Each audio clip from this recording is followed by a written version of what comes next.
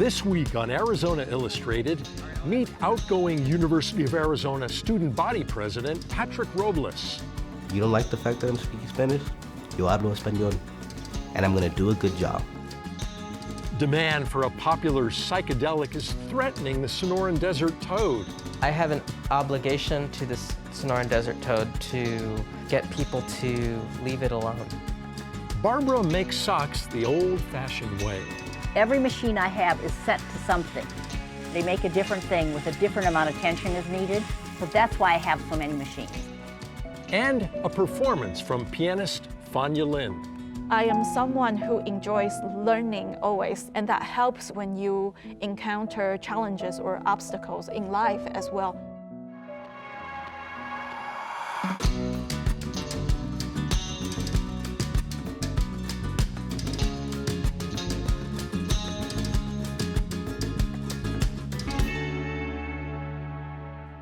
Hello and welcome to another all-new episode of Arizona Illustrated. I'm Tom McNamara, and we're coming to you today from the University of Arizona campus where the school year just ended and all those graduates are on to bigger and better things.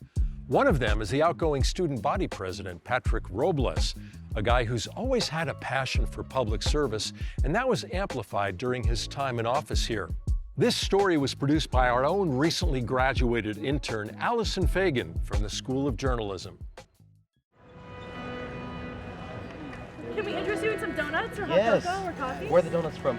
Krispy Kreme. Thank you so much. All right, I'll advertise you guys. Okay.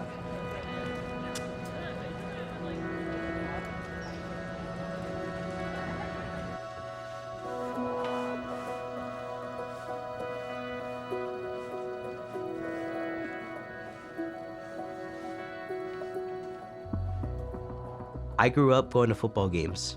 My family, we've had South End Zone tickets for 20 plus years, and it was exciting to sit in the Zona Zoo, especially this year, right?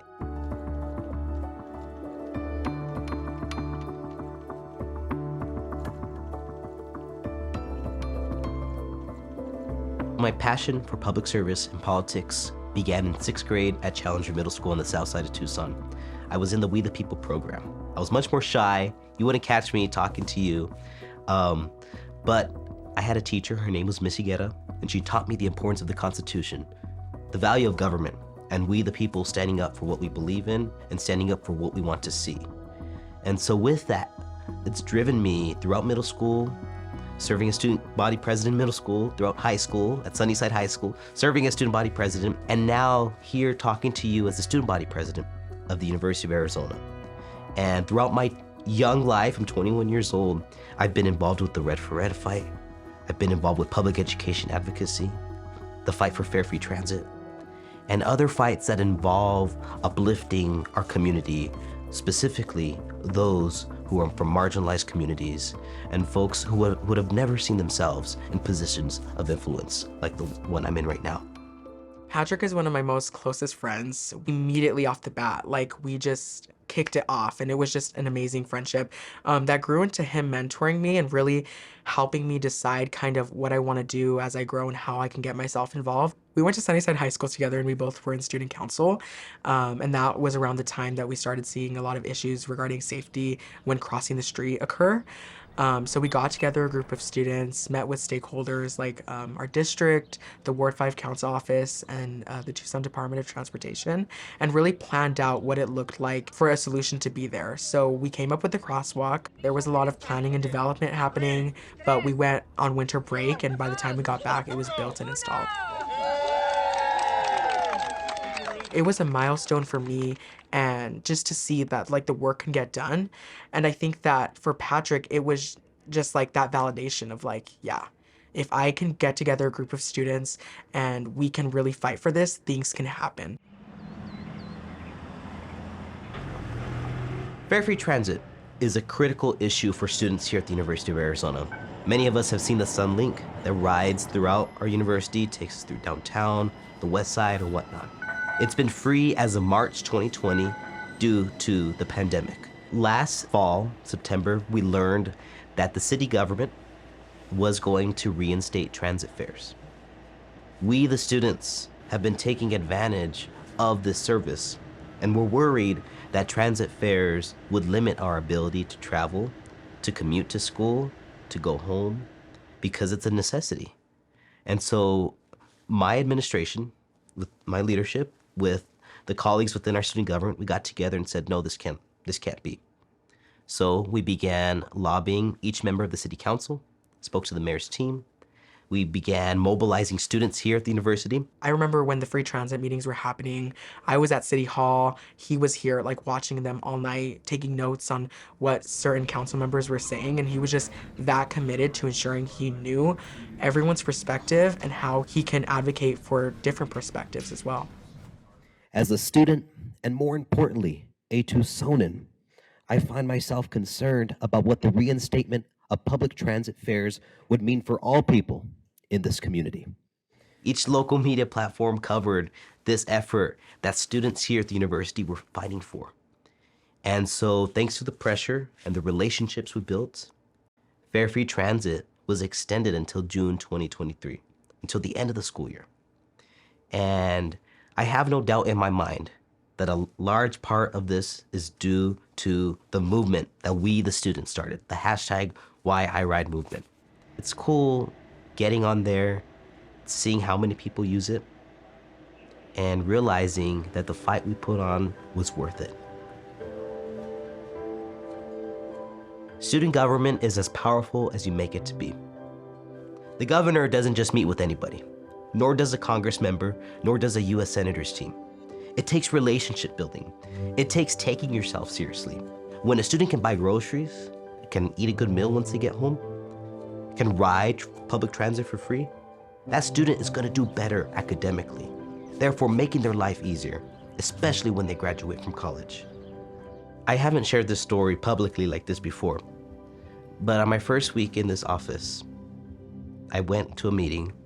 I'm not gonna say who was at that meeting, but I was told that there was people in that meeting that were uncomfortable with the fact that I was speaking Spanish at an event earlier that week. That they were uncomfortable with the sign on my desk that says "Si se puede." This was in 2022. I'm not the first Mexican American or Latino in this room. But it dawned upon me that these issues around racism, around bigotry, still exist. And I took that moment, I bit my tongue, and I said, okay, game on. You don't like the fact that I'm speaking Spanish? Yo hablo español. And I'm gonna do a good job. We all grew up in areas that were underfunded, underrepresented, and we faced many hardships. So we all bring that here and on a university level and try and really figure out how we can create the change here on the university for other students who may be facing that. We've got great leaders coming in, and we're gonna continue to become a more diverse student government, a student government that has people who are going to fight for issues that directly impact students. So I'm very, very excited that we laid the groundwork, and I know that that work is going to continue.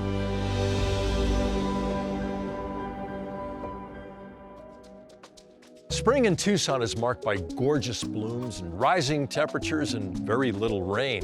So as we anxiously await the monsoon, so does a unique amphibian that can be found here and nowhere else. The Sonoran Desert Toad was once plentiful in this region, but now the experts worry it's being exploited for the psychedelic substance it produces that's become increasingly popular in recent years.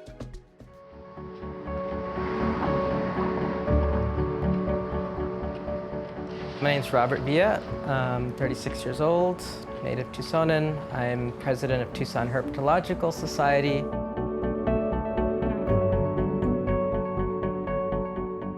We're gonna give her a little bath here. I live with a Gila monster, a desert tortoise, and a rosy boa. I grew up flipping rocks and logs and looking for lizards and bugs. There's pictures of me in the crib with little sock snakes that my grandmother put in the crib with me. So I think my destiny as a naturalist and a herpetologist was sort of sealed.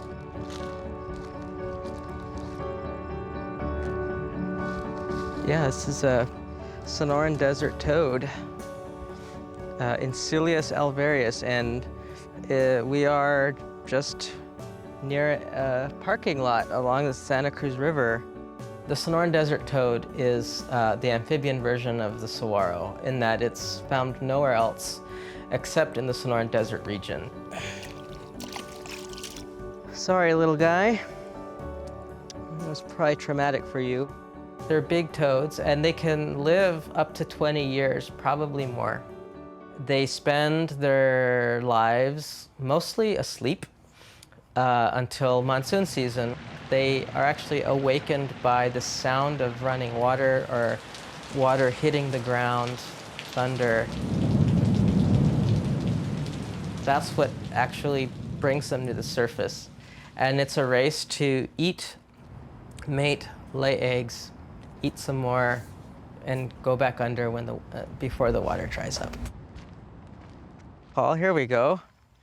And people confuse these with bullfrogs because bullfrogs are also big and green. But again, toads have these big glands behind each eye, and bullfrogs don't. The toad has produced this chemical, 5-MeO-DMT, as a defensive mechanism. And it takes a lot of harassment and a lot of stress for the toad to willingly exude the substance. 5-MeO-DMT, purely smoked and inhaled, is an instant trip out of consensus reality. It can be likened to a near-death experience. I haven't smoked it. I don't intend to. People describe pixelated vision, extreme senses of euphoria, well-being, love, clarity, a general awakening of reality and consciousness. On the other hand, people who react negatively experience extreme trauma and years of therapy. Then about 2017, I was approached by Vice Media to consult on an episode for a program that dealt in psychedelic substances. We were able to interview Yaqui community elders and talk about the actual role the toad has in Yaqui culture. To this date, there's no conclusive evidence that suggests that toads were used as psychedelics by any pre-Hispanic cultures. When the episode aired, this really shot the toad into popularity. Even though there was factual information and we stated that it wasn't indigenous cultural practice, people wanted to experience it. To have this and use it is a federal offense. It's breaking federal law. That doesn't stop people from doing it, of course. In 1980, a guy named Ken Nelson landed on an obscure paper which outlines the fact that this one toad species produces 5-MeO-DMT. And Ken had a light bulb go off. He found a Sonoran Desert Toad, and he squeezed the gland onto his windshield, and when it dried, he scraped it off and he smoked it. And he had a transcendental experience. And he became so excited by this that he wrote a pamphlet. He would just leave this pamphlet in places wherever he went. It has its risks. Someone said this can either cure PTSD or it can cause it. When people collect toads, they usually grab great buckets full or bags full, and they take them to a central location where they squeeze the glands and collect the substance. And they don't return the toads. They have habitats, they have neighborhoods, if you will. And if they're removed from them, then they have a very low survival rate. I'm looking for the etymology of this toad name. The Tucson Herpetological Society, we give small grants for research just to understand toad populations. Amphibians have experienced severe declines all over the world, from chytrid fungus, pollution, climate change, habitat modification, roads, which they get smashed on top of collecting, which we can't really measure very well. At least 5 sites which were known to have toads did not have toads. I can't tell you if that's from pollution. I can't tell you if they've gone somewhere else, but from a couple of years to the next, at 5 localities, toads have disappeared completely. It's really a race against time to understand what are healthy toad populations and then what are the threats to toads. Psychedelics are popular and everyone is curious about them. I think a nightclub is a great place to talk about drugs. The toad is essentially a laboratory that produces pure 5-MeO-DMT, so there's almost no difference whatsoever between what a toad produces and what a laboratory produces. The toads live at the venue. They're known to be there. It will be perfect to talk about this. This toad is at risk. If you're doing psychedelics to be a better person or to be a more conscientious person, there's a dissonance there that has to be addressed. Our goal is to say, look, there's all these other threats, and we're trying to quantify all of those measurable threats and say, the toad is not doing well, and collecting them cannot help at all. I have an obligation to this Sonoran Desert Toad to get people to leave it alone. Let the toad be a toad. And if you're going to do 5-MeO-DMT, you can source it from other places besides a living creature. Let's talk about socks. We wear them every day, but we rarely think about them unless we lose one. Next, meet Barbara Schroeder, who knits socks on a 130-year-old antique sock knitting machine. You see, Barbara loves socks, especially wool ones, which she says we can wear year-round. Yes, even in summer.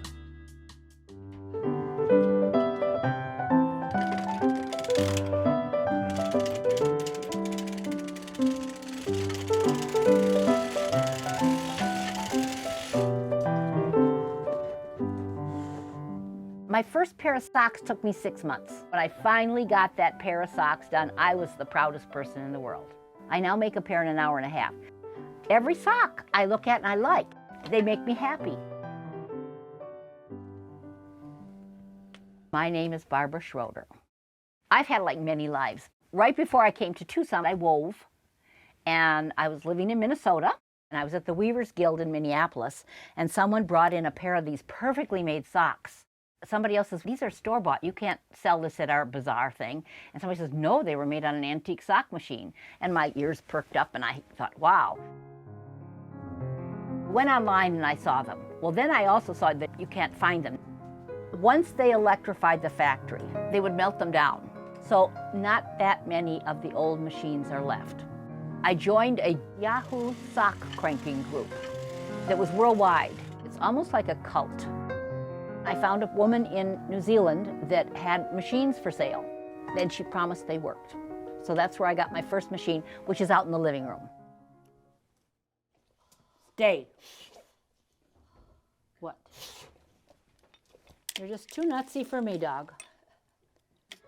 The old machines, like the one in front of you, 1830s, the man who invented the flatbed knitting machine turned his flatbed round and made a circular sock machine. This one doesn't make the same clicking noise, but they make a little clicking noise. If you can hear it, you know. I think we just messed up that sock, but that's okay. That's all right. Anyway, I can fix it. Somebody worked on this machine to make, well, how much money would you make in 1850? And young girls, I assume you'd be like 12, 13-year-old girls could have been in there, to even older women, were bringing home their 25 cents from working all day long making socks. They left sort of a mark on the machines to me. I can trace my heritage like back to Ireland. There could have been girls in my family that worked in these machines. The old machines carry that sense of a person, which it has heart to me. Everybody can pull out a drawer and there's a bunch of socks in there. But if you're somewhere in the trenches or overseas fighting, socks become a critical issue. During World War I, the soldiers were fighting in France in the trenches.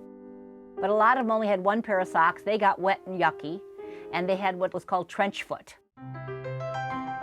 They put out a call for women to make socks.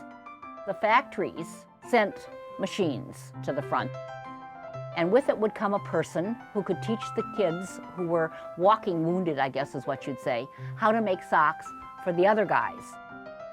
It was a massive effort. Wool socks are better than anything you could buy because one, there's lanolin, so they actually do nice things for your feet. You think of wool, an animal, it's an insulator to keep the hot out as well as the cold. It sort of keeps your body temperature, So in the summertime when you're wearing your wool socks, it's much better than a cotton sock. Your feet don't get hotter than they should. Wool socks stay dry and cool. I don't look at myself so much as anything other than a factory worker. So Mondays and Tuesdays and Wednesdays are women's socks. On Thursdays and Fridays, I do men's. So I go to my little piece of paper and said, oh, I need men's extra large. That gives me a balance through the week. Every machine I have is set to something. They make a different thing with a different amount of tension is needed. So that's why I have so many machines. That and I'm sort of addicted to them. It just is very calming to me. In the mornings on Mondays, I will go and get all the yarn I'm going to want for the week. And I will wind the cones up. Then I would sit down and I do clean my house. It doesn't look like it, but I do periodically clean my house. By afternoon, I'm cranking socks. By Thursday, I'm washing socks. Every day is kind of the same thing. There's different routines, but that's kind of what the day is like. I am a bit of a hermit. I tend to be a little compulsive, which is maybe why this works. I also need to make things. You're born that way, okay? It's how you're put together. I was the one who would make somebody a candle out of crayons that would melt all over the table when you lit it. I come from a generation where my parents and grandparents saved balls of string. Today, people would just throw it away. So I use every bit. I don't have big challenges. I think that's part of the reason why I like doing it. It's sort of not quite mindless, but it's just therapeutic. I walk in here and I'm happy. I overbuy, there's no getting around it. People say, what happens, you're 73 years old, you've got quite a bit of yarn. If I quit selling at the market, I'm going to make socks for homeless people. Everybody deserves good socks. Fanya Lynn is an electrifying pianist and an assistant professor at the Fred Fox School of Music at the University of Arizona. She recently sat down to play an exclusive set for our cameras at Crowder Hall on campus, which is also the venue for her upcoming performance with the Tucson Repertory Orchestra on June 3rd, 2023.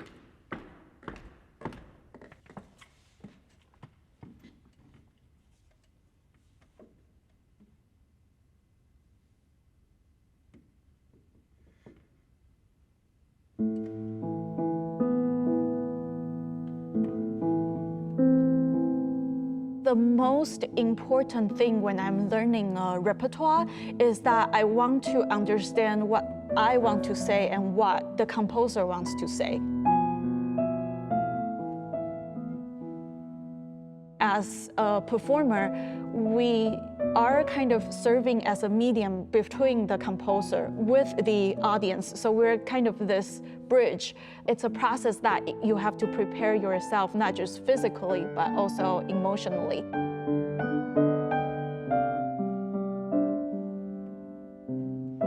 A lot of the times when I design my program, I like to design it around having this space of complete focus and concentration.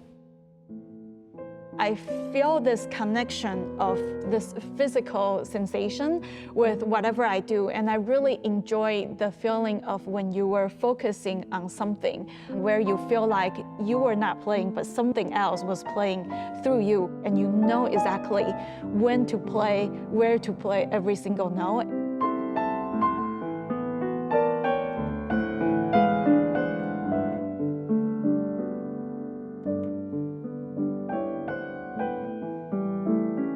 In the slow movement, I almost feel like I could see the composer's emotions, almost like agony and pain and despair in the music. But then there are also this exciting outburst of energy and virtuosity that you will hear in the repertoire.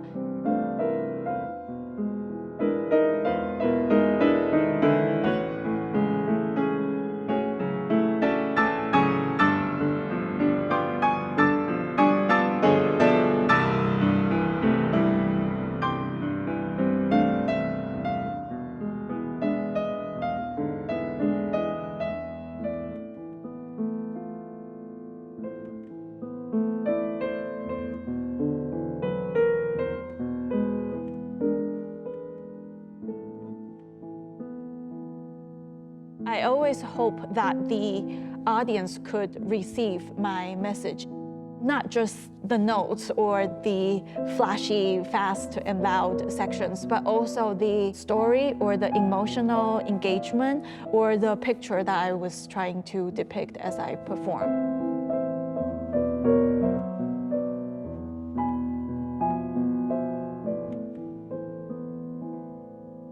I am someone who enjoys learning always, and that helps when you encounter challenges or obstacles in life as well. When things get hard, you still have to stick with it and believe that in the end, something good is going to come out of it.